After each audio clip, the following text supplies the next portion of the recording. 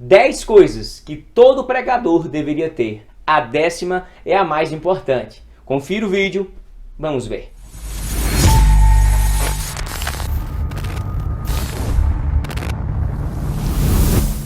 Caris Cairine, sejam todos bem-vindos ao canal Vamos Ver. Eu sou o professor Marcos e irei hoje falar sobre 10 coisas que todo pregador deveria ter. A 10ª é a mais importante de todas elas. Por isso eu recomendo que você assista esse vídeo até o fim e, se você gostar, deixe o seu like e, sobretudo, compartilhe com aquela pessoa que você sabe que ama, que valoriza a palavra de Deus. Vamos lá? A primeira coisa que você deve ter, evidentemente, para pregar a palavra do Senhor é a palavra do Senhor. A primeira Bíblia que você deve ter na sua biblioteca de estudo é uma Bíblia João Ferreira de Almeida.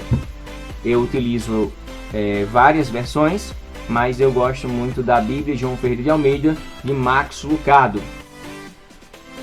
Almeida, revista corrigida, da CPAD. Então nós temos a primeira Bíblia.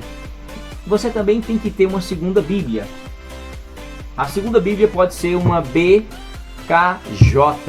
Bíblia King James. É uma Bíblia de estudo da versão de 1611, uma das que chegam mais próxima dos originais, tá certo? Então você pega a Bíblia King James e se aprofunda com a Bíblia João Ferreira de Almeida. E uma terceira Bíblia seria uma NVI, uma nova versão internacional, uma Bíblia de estudo também. É importante você ter uma Bíblia NTLH, uma nova tradução da linguagem de hoje. Eu tenho essa versão aqui especial, que é o Livro dos Livros, edição literária da Bíblia Sagrada. Ela não tem capítulo e não tem versículo, tá certo? Você pode fazer também assim. Você pode ter uma João Ferreira de Almeida. Você pode ter uma Bíblia na linguagem de hoje e escolher entre uma King James ou uma nova versão internacional. Ou você pode ter logo as 4. Tudo bem. A segunda coisa que você deve ter são dicionários. Você pode ter alguns dicionários. Dicionários em português e em outros idiomas. Um dicionário é fundamental para que você possa pegar a palavra do Senhor, analisar no seu idioma e ver palavras que você não entende, que você não compreende, com nitidez e clareza, tá certo? Você pode ter aquele Auréliozinho velho lá, pega ele, mas eu recomendo também um dicionário mais parrudo. Esse meu aqui tá bem velhinho, é o dicionário Caldas Aulete. Ele é um dicionário muito bom para as minhas pesquisas. Um dicionário Aulete é fundamental. O que mais? Para quem gosta de se aprofundar mais, você pode ter um dicionário de sinônimos e antônimos, para que você possa ter um vocabulário mais rico, para que você possa compreender determinadas palavras com maior nitidez, com maior clareza. É fundamental um dicionário de sinônimos e antônimos e um que traz a definição. Ah, eu quero mais, eu sou mais exigente. Beleza, então você tem que ter um dicionário etimológico, um dicionário que vai te dar a raiz daquela palavra e você dizer, poxa, essa palavra quer dizer isto, tal. Aí então aqui é a raiz, aqui é o seu significado semântico e aqui as possibilidades que a palavra permite em um domínio semântico, certo? Então você pode ter conforme o seu bolso ou o seu desejo. Tipos de dicionários. Ah, só no meu idioma? Não, você pode ter também dicionários na área teológica. Ah, eu quero saber sobre um tema. Coloca aqui o que quer dizer historicismo. É uma filosofia que ensina a estar em todos os acontecimentos e fatos humanos condicionados pelas circunstâncias históricas. Aí você vai ter várias definições. Claudionor Corrêa de Andrade, tá certo? Um dicionário teológico. O que mais? Eu posso ter qualquer outro dicionário? Pode. Se você for um nível avançado, você pode ter um dicionário Vine, um dicionário que traz os significados exegéticos e expositivos das palavras tanto do Antigo como do Novo Testamento. É um dicionário que eu recomendo muito. Eu tenho vários, mas esse aqui é o meu xodó. E se for mais profundo, na área do grego ou do hebraico. Na área do grego, o hebraico já está aqui, mas eu também tenho outras versões de dicionários profundos em hebraico e em aramaico. Tem duas versões ali, mas eu gosto muito dessa aqui. Dicionário tanto português-hebraico e hebraico-português. Aí você vai fechando aí. Terceira coisa que você deve ter. Você tem que ter comentários para lhe ajudar a se aprofundar em determinadas passagens difíceis, obscuras e às vezes até conflitantes, tá certo? Então você pode ter uma Bíblia de estudo que traz comentário? Pode. Você pode ter uma Bíblia como eu tenho aqui, uma Bíblia de estudo devocional, uma Bíblia de estudo NVI, uma Bíblia de estudo da King James e outras Bíblias de estudos. Isso são comentários? São. Por quê? Para você não falar aquilo que o texto não disse. Então você vai, pega o pano de fundo histórico, começa a ler e se aprofundar. Isso é muito importante para que você possa se aprofundar na palavra do Senhor, tá certo? Mas se eu quiser... eu quero um comentário. Você pode ter um comentário. Eu tenho vários comentários. O difícil é ler e tempo. Um comentário bíblico. F.F. Bruce. Um Antigo e Novo Testamento. Ele é bem pequenininho. Muito exaustivo. Uma letra pequena. Quantas páginas tem o camarada? Tem mais de 2.100 páginas. Certo? Então você pode ter um comentário bíblico do Antigo e Novo Testamento em um volume, em 2 volumes, Novo e Antigo Testamento. Esse aqui é da editora Central Gospel.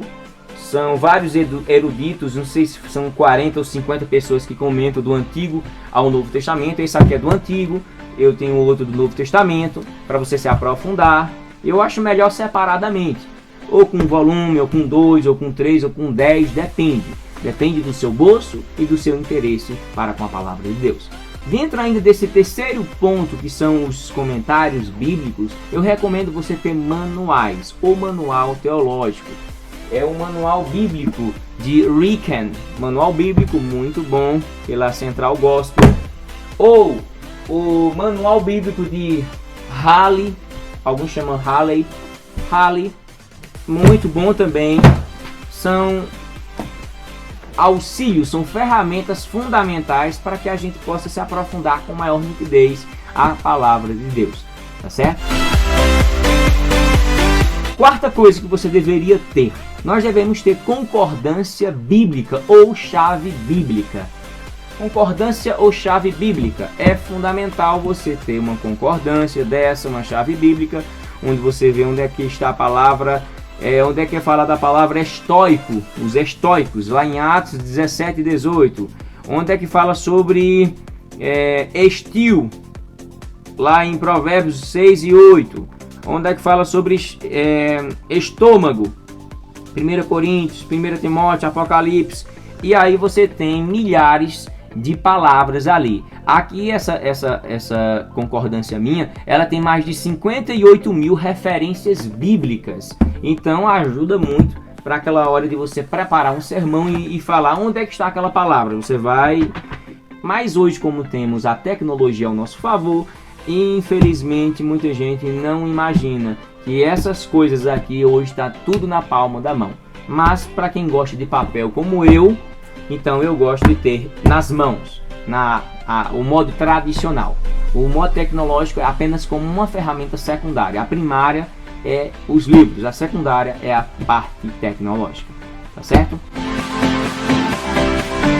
A quinta coisa que todo pregador deveria ter é justamente as enciclopédias bíblicas, ou enciclopédia temática, ou uma teologia sistemática, assim por dizer, tá certo?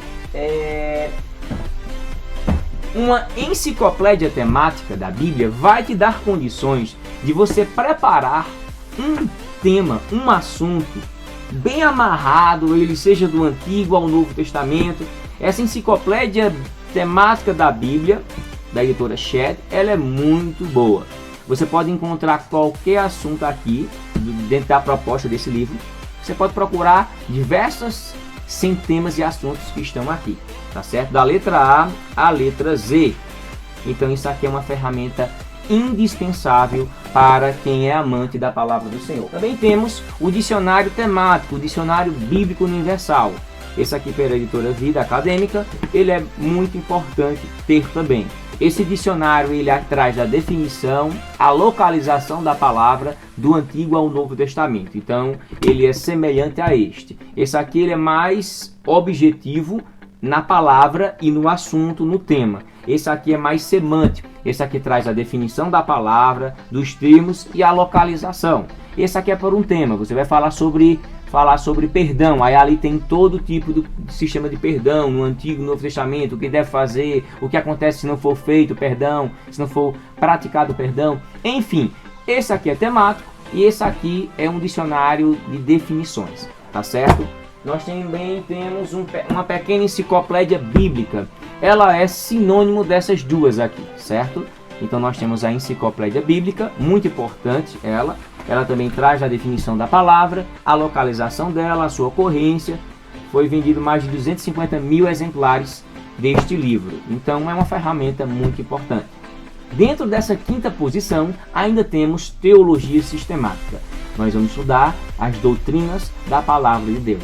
Todo pregador deve ter, não deveria, deve ter uma teologia sistemática. Ela pode ser uma teologia sistemática para iniciantes, ou até para conhecedores da palavra de Deus. É uma teologia sistemática muito boa, essa teologia de Ulrich Bergsten, tá certo? Eu tenho várias teologias, eu tenho a de Norman Geisler, eu tenho a de Erickson, Wayne Grudem, e todos eles aqui, Alan Miat, Franklin Ferreira, várias. Mas eu gosto, todas elas são importantes. A teologia, a coleção de Armínio, a de Norman Geisler e essa aqui são perfeitas. Mas também temos o de Meyer Pearman, que é Conhecendo as Doutrinas Bíblicas. Isso aqui é fundamental para que você possa compreender a palavra de Deus. Amém? Em sexto lugar, você deve ter um ambiente. O ambiente é um espaço favorável para os seus estudos. Veja o silêncio. Veja a harmonia. Você tem que ter seu ambiente. Crie seu ambiente de estudos para que você possa se ampliar na palavra de Deus. É fundamental. Sétima coisa que você deveria ter. ODF. Organização, disciplina e foco. Todo pregador tem que ser uma pessoa organizada, ou deveria ser uma pessoa organizada, uma pessoa que tem disciplina e que tem um alvo, que tem foco.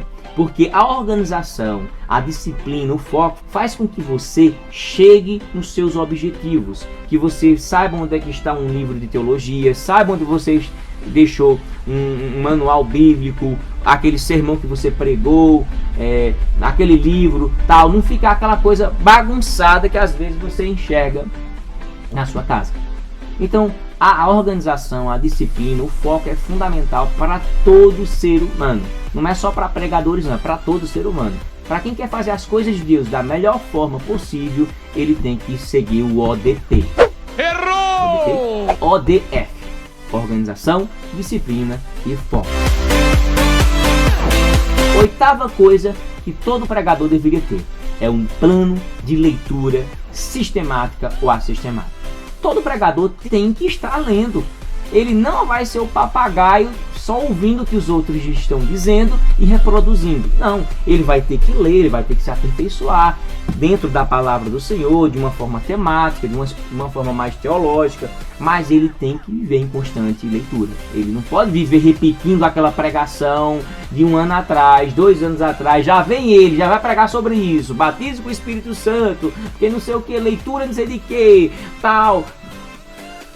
Meu irmão, vamos se atualizar. Como é que eu sei que um servo de Deus está se aprofundando na palavra do Senhor? Como é que eu sei que um servo de Deus está evoluindo na casa do Senhor? Veja o hino que ele canta. 2 anos, 10 anos cantando o mesmo hino. Veja a pregação desse pregador. Todo domingo a mesma pregação. Não há uma inovação. É a mesma repetição. É o mesmo mantra domingueiro de repetir a mesma coisa. Então, vamos se atualizar, vamos se reciclar. Dentro dessa leitura sistemática, ele pode ler uma teologia sistemática, eu estou lendo ali, ou eu estou lendo o Novo Testamento, eu comecei por Mateus e vou dar sequência, Ou eu vou começar do Antigo Testamento, ou eu vou intercalar, vou começar em Gênesis, depois em Mateus, depois eu vou começar em Êxodo, depois vou para Marcos, e assim você vai intercalando, mas tem que ter leitura. Sem leitura, você não poderá dizer, eu estou evoluindo na casa do Senhor. Você tem que ter leitura para evoluir, para crescer, para desenvolver, para ser um obreiro aprovado, do que não tem do que se queixar, que maneja bem a palavra de Deus. E para manejar a palavra bem de Deus, tem que estudar, tem que meditar, tem que se aprofundar na palavra do Senhor, tá certo? A única coisa que você deveria ter é noções de TD. O que é TD? Transposição didática. O que é transposição didática? Para quem faz um curso, uma graduação, uma licenciatura, normalmente, isso é padrão, você conhecer noções de transposição didática. E o que é uma transposição didática, professor Marcos? É aquilo que te ajudará a passar o conhecimento da melhor forma possível. A transposição didática tem a ver com metodologia, tem a ver com planejamento, com a didática, que dentro do campo teológico tem outro nome, que é a homilética, a arte de falar a palavra de Deus.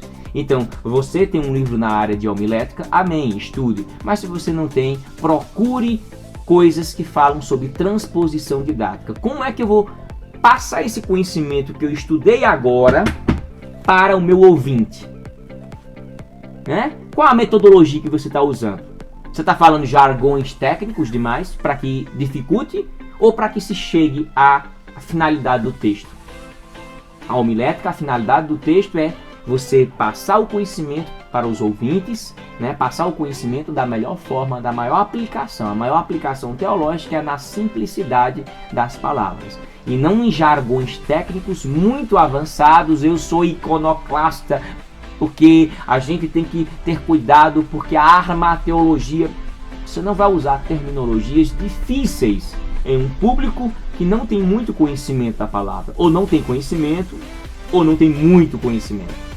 Nós temos alguns públicos alvos dentro da igreja: os que não têm conhecimento bíblico, os que têm um conhecimento bíblico, os que têm um pouquinho de conhecimento bíblico e alguns que têm muito conhecimento bíblico.